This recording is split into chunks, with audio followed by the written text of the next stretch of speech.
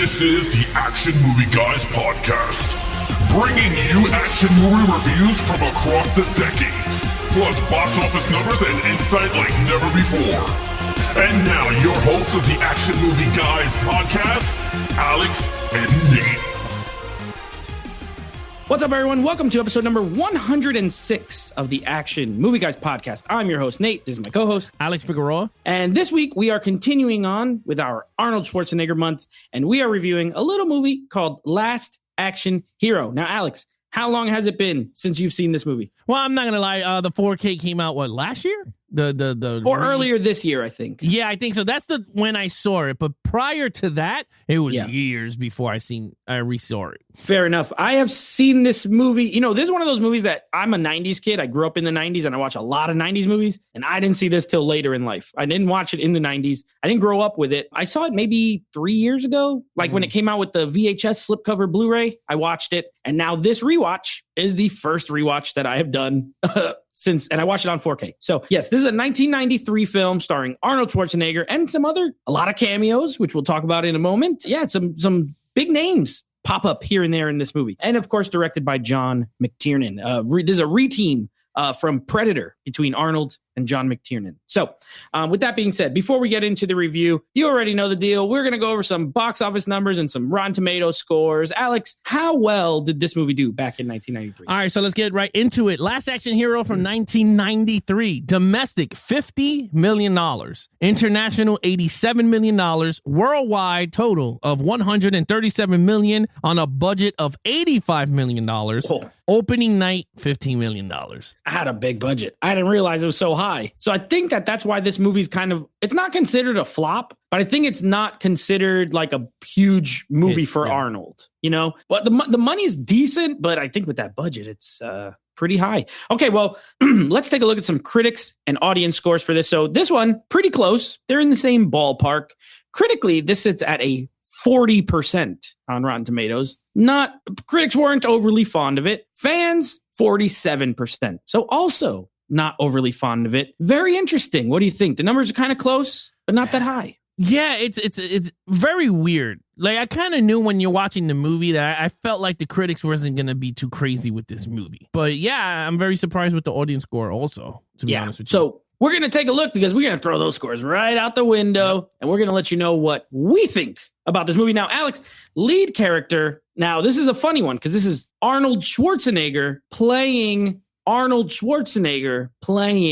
a character in the movie that I can't remember his name right now. But Slater. Yes, exactly. Jack Slater. So very meta. What did you think of? And I know the kid is kind of the main, but we're doing Arnold month, so we're scoring him. Yeah, I'll just do side by side, but sure. Arnold will be the main score for us. In terms of the kid, let's just get to the kid quick. He was okay, annoying little brat, but it is what it is. I thought he was a fine actor, 90s actor. I don't know what he did after this movie because I have not seen him in any other thing. In terms of Arnold Schwarzenegger now, I liked him in this movie. I don't know. There's something about this style of writing, and the same with the Kindergarten Cop, he does very well with. Again, these type of movies, you're not sitting in these movies for an Oscar award performance. This is a movie about an action hero, and that's what he is. He's an action hero playing a movie. So I enjoyed it. I think he was funny.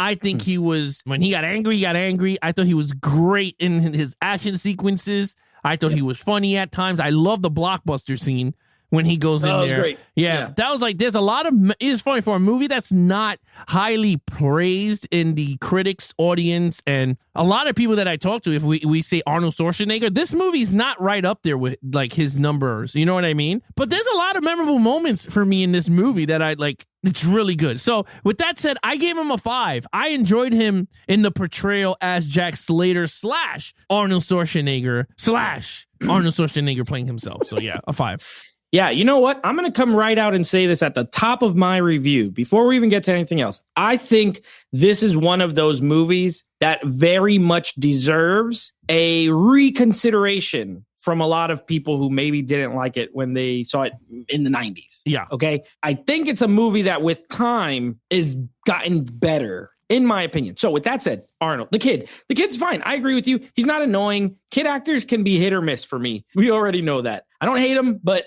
I can also live without him unless they're like really, really fantastic. And this kid's fine. I love the scene where he's like riding the bike and then he realizes he's like, oh no, I'm the comic relief. Like I'm the comic sidekick or whatever. Yeah. Like he knows this is going to end bad because he knows movies so much that he knows what's going to happen. I liked it. It was cute. He's fine. Arnold, you're right. He is perfect for this kind of role where it is an action movie. This way more than Kindergarten Cop is an action movie, but there's a lot of comedy in it. And he's really good in this comedy because it's very dry, you know? He's not like winking and, you know, being all goofy. He's being dead serious. So he's delivering these like funny lines, but like completely serious, like an action guy. I love all the jokes with like the cartoon cat when he's like, yeah, he's one of our best guys. And the kid is like, but why is he here? He's like, he's here every week. Like he's just answering him like it's normal, you know?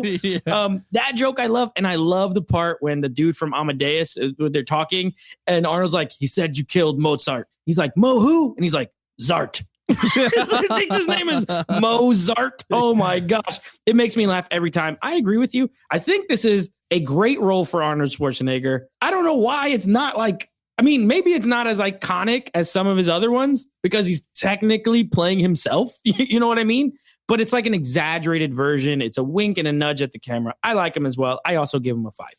Okay, so now moving on to the main villain. This, of course, played by Charles Dance, Mr. Tywin Lannister, if you're a Game of Thrones fan, which I am a Game of Thrones fan. Tywin Lannister, and what is it? What's he? The golden child. He's the bad guy in that too. Yeah, yeah. All right. And so King Kong. Yeah. No, Godzilla. Oh, yeah. Godzilla. Yep. Right? Yeah. King of the second one. Yeah. He's always bad. Yeah. This guy's always bad. Yeah, it's Charles Dance plays Benedict. Yeah. Right? Yeah, Benedict. He was good. And again, he plays the villain of the movie, right? Like, and it's cool because he's a villain in a movie that comes to real life and tries to play the villain also. So it's like a cool transition going from a screen to real life with these characters because they're playing it very well. This guy, he was good. My only problem is he's not in this movie a lot. He gets introduced in the beginning. Then he comes back towards the middle when Arnold Schwarzenegger's daughter, which is played by Sonya Blaze, which we'll talk about. Bridget Wilson. Yeah. Yeah. No, it's not Bridget Wilson. Wasn't it Capri something? No. Well, Bridget Wilson's the real life. That's her name. Oh, okay. But in terms of, her. So, like, you have that. And then towards the end, when he figures out the ticket, you see a lot of him sprinkled here and there. So, technically, he's not in this movie as much. Does he have a fighting scene? Absolutely not. He shoots his gun, pretty much it. Like, he just shoots one gun, and then he's with his henchman in that house scene. And then he's talking to the main bad guy, the other guy, Tom Nuka, or whatever his name is. The actor's Anthony Quinn, who plays him. Yeah, that guy. So, with that, I gave him a 3.5 for main villain. I thought he was really good in the role, but other than that, I can't give him more because he didn't do much in this movie against Arnold as much. Whereas the other guy, right, the one with the axe, did more because he was the actual villain in the movies. So that was pretty different. But yeah, I give him 3.5. All right, I'm slightly higher than you on him. I liked him a lot. I give him a 4. I'm half a point higher. Slightly. I like Charles Dance a lot as a performer. I love that he has all the different eyeballs, like the glass eye that he keeps changing out depending on like the scene, you know, that he has. He has like the one that looks like a target, like a reticle. The bullseye. And he has the little smiley face eye and all that kind of stuff. I thought that was pretty clever. I like his line delivery a lot in this movie. I like when Arnold first comes to the house and they're talking at the door. Like that whole interaction is really fun. And I love the part. This is what made me, I was probably with you, and then I gave him a 4 for one scene. And it's more played for funny, but when you know he's a bad guy, because he goes and the kid says, if you harm one hair on her head, and he goes and he plucks out one hair and then he rips it in half.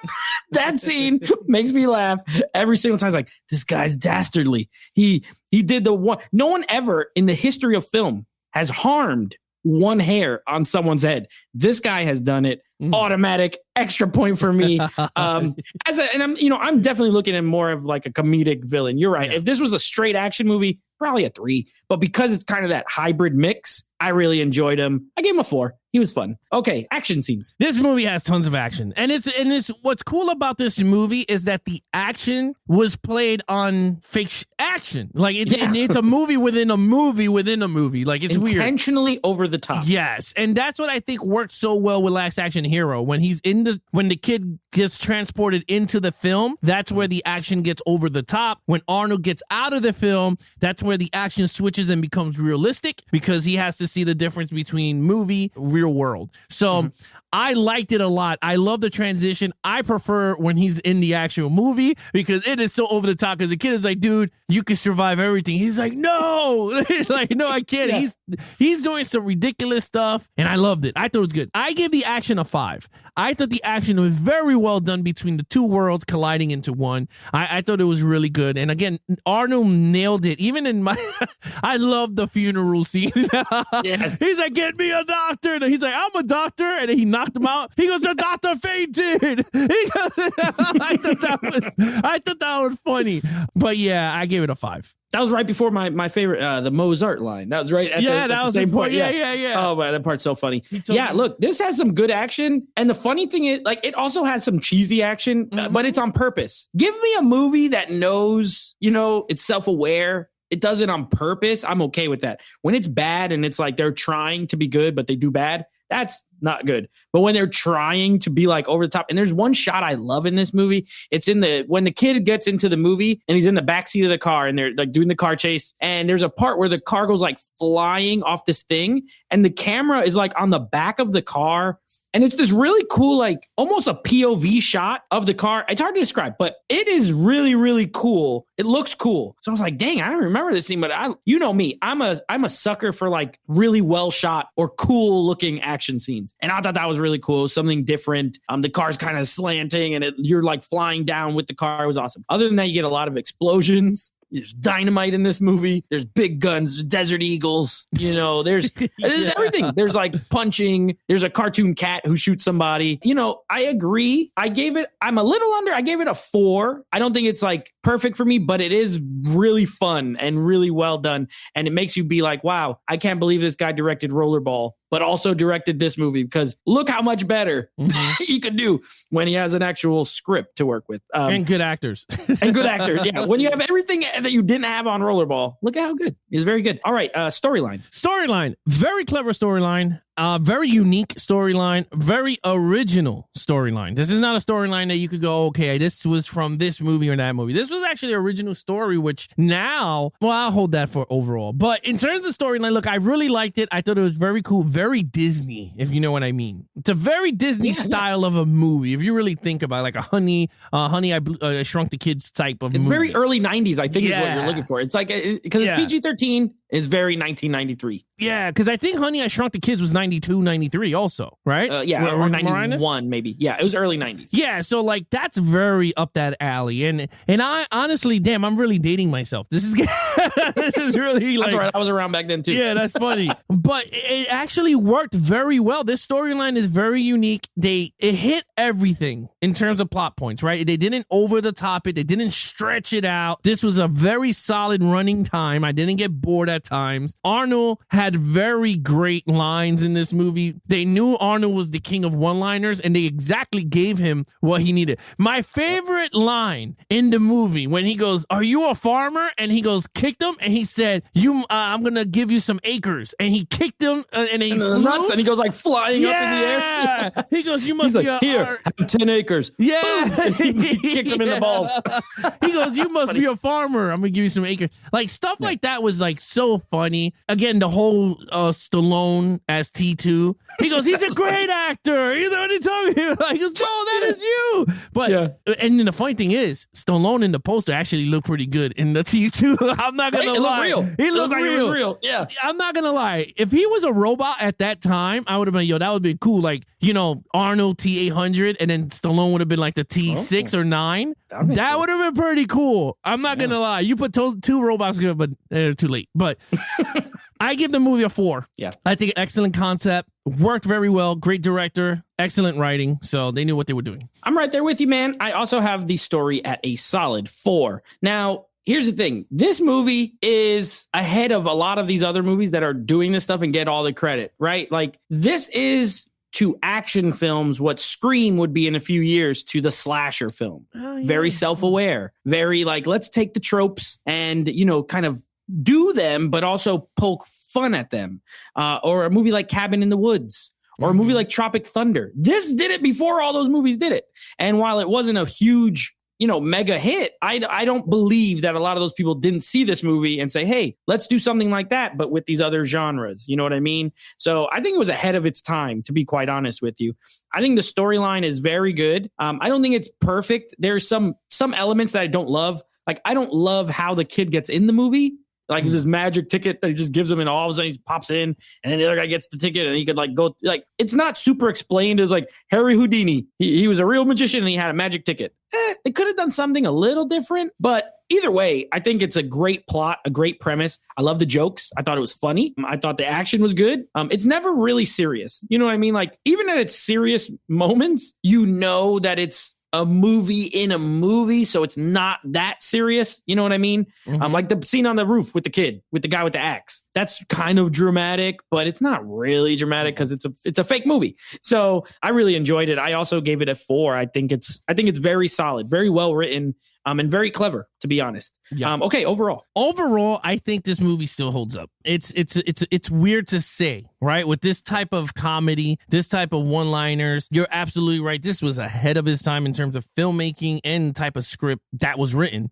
Arnold knew what he was doing when he took this script, just like he did with Kindergarten Cop and even Twins, if you really think about it, because Twins is not even an action movie. It's just a straight comedy. So. Junior. Yeah, or that's horrible. When he's pregnant. Yeah, that was bad. But like I said, I think this is, to me, an enjoyable movie. It's a fun movie. Yeah. I agree with you. The whole ticket thing was pretty weird, but it was fun though. I mean, if you really think about it, and it's funny. I was telling my wife that it's a concept that I would love to see again, but told in a different way, something fun, right? Like, now we saw it in an action movie. What happens if you give it to a kid that goes into a horror movie, right? Yeah, like he goes into like a Freddy Krueger. Well, there is like that, by the way, if you ever want to watch really? It, called The Final Girls. Yeah, watch The Final Girls. The girl gets sucked into a movie. They get sucked into a horror movie, and it's like all the tropes of Friday the 13th. What I meant was, like, he gets trapped into, like, let's say the first Freddy Krueger, and he's trying to save Nancy from Freddy. Yeah. Like, you know what I mean? Like, he's messing up the movie. Like, like stuff like that, I think would be fun, you know? And then with the sequel, you could go to a drama or, you know, a musical.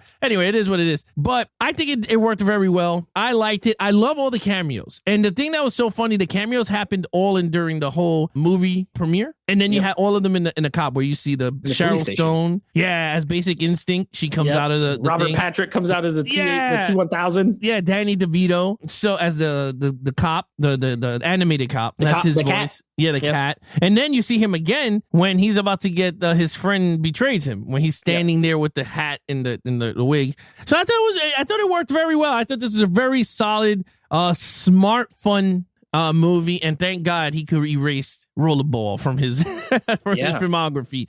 So look, with that said, I gave this movie a overall of a 4 out of a 5. We have the same overall. I gave it a 4 as well. I don't think it's like a perfect film, but I think it's great for way ahead of its time. I think it's clever. You know, we sit Bennett on the story. I like the cameos too. I thought they were cool. It's almost like look around that police scene. You just want to like look around the screen to see who else might be in there. Yeah, exactly. I love the chief, like the stereotypical chief who just yells all the time. He's always mad. And one scene when he has like the smoke coming out of his ears because he's yelling, and he's not even saying any words. He's just like yelling gibberish, and he got smoke coming out of his ears. Hilarious. Because what cop movie doesn't have the angry police chief? All of them. Lethal Weapon. Beverly Hills Cop. Beverly Hills Cop. Yeah, he was kind of that role. Yeah. I think he was modeled off of that specifically, but still, it's the same trope, right? 48 Hours. It's really funny having the angry guy who's in charge at the cops, you know, the buddy. Because this was a buddy movie. It just happens that the buddy's a little kid. Because remember, he's like, Bad Boys. Oh, yeah. Joe Pantoliano's hilarious in those movies. And it's funny because, like, that scene where they're in the station and the chief's like, this is your new partner. It's like, it's a little kid. How can he doesn't even work for you, but he makes him his partner. Yeah, Bridget Wilson as the daughter. I always had a crush on her when I was younger. She was in Billy Madison. She was like the love interest in Billy Madison. She got married to the tennis player Pete Sampras, and then she had to work a lot less. So she was in, I think the last thing I really remember her in was like House on Haunted Hill. But I had a huge crush on her when I was like in middle school. So I love Bridget Wilson. She was cool. But yeah, I enjoy this movie. I think it's fun. One thing it is, you know what? It's fun. This is a fun, entertaining movie. And by the way, this is my first time looking at it on 4K, and it looks really good. It looks new. It doesn't look like a 1993 movie. It looks like a 2020 movie almost. Like you could tell it's in the 90s, but it is a beautiful picture. So if you don't have it on 4K, do yourself a favor, go ahead and buy it on 4K. Alex, what is your total score?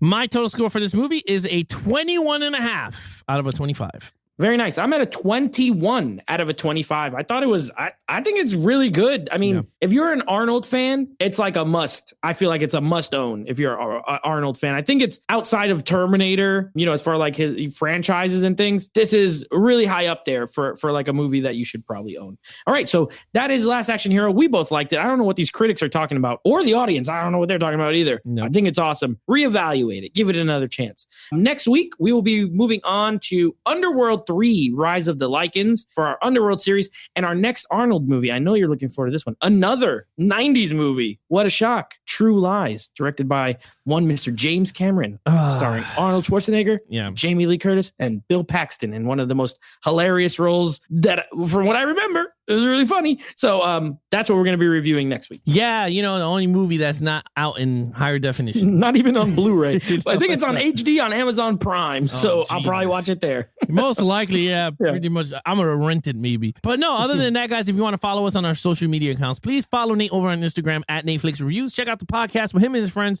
called NateFlix Movie Reviews. Anything Action Movie Guys Podcast, please follow us on Instagram at Action Movie Guys Podcast or Levels of Geeks on Instagram. If you guys are watching us on YouTube, please hit that subscriber button. If you guys want to support the channel, if you enjoy the video, hit that like button, hit those notification bells. If you guys want to catch us live Mondays at 9 p.m. Eastern with our Levels of Geeks Live. This coming week, we're going to be covering Ghostbusters from 2016 and Rocky versus Drago, the Ultimate Director's Cut of the film. Yes, we're going to be breaking all those two films down coming this Monday at 9 p.m. Eastern. Till then, that is your host, Nate from NateFlix Reviews. I'm his co-host, Alex Figueroa. Be awesome to each other and geek out.